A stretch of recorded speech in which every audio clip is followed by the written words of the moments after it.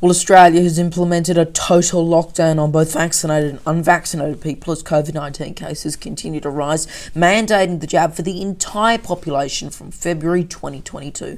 Of course, that's not true, at least in terms of the country. You see, we're talking about Austria, one of many European countries right now seeing a surge in infections, but it seems some are getting confused. Let's go to Google Maps now. As you see there, the two countries are over 14,000 kilometres away from each other, and despite the somewhat similar names, they also both have different flags. Here's the Austrian flag, and here's the Australian flag. Despite some news reports online, there's also no such thing as the Australian Chancellor. On Twitter, the term Australia lockdown is still a reasonably popular search term, even though that is misleading. Our only national lockdown was in early 2022. This year, when some places have been in lockdown, others haven't been. Capital, Canberra, and our two biggest cities, Sydney and Melbourne, have also been recently easing restrictions.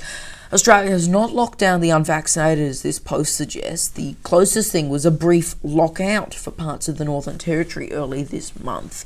In all lockdowns, vaccinated people and unvaccinated people were subject to the exact same restrictions. Prime Minister, not Chancellor, Scott Morrison, recently spoke about vaccine mandates. Here's some of what he had to say.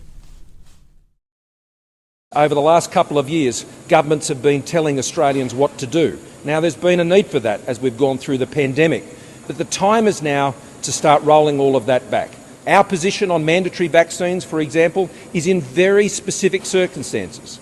We're not in favour of mandatory vaccines imposed by the government. Businesses can make their own choices under the law, but we're not about telling them what to do or telling Australians what to do. Vaccines.